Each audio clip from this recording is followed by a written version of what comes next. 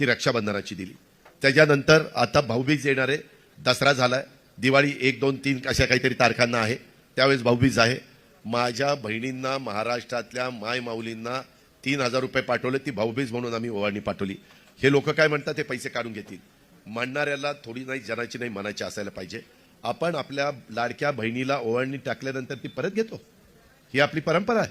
अरे उलट आपण त्या बहिणीला आधार देतो, तिच्या सुखदुःखात सहभागी होतो, तिच्या अडचणी सोडवण्याचं काम करतो.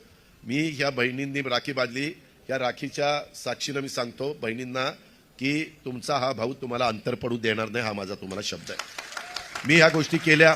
मी एक मुलगी जन्माला आल्यानंतर तिला 18 वर्षाची होईपर्यंत 1,01,000 रुपयेपर्यंत रक्कम मी टप्प्याटप्प्यामध्ये देतो. यांनी प्रचार सुरू केला. आम्ही त्याच्या संदर्भामध्ये 3 गॅस सिलेंडर महिलांना वर्षाला द्यायचा निर्णय घेतला.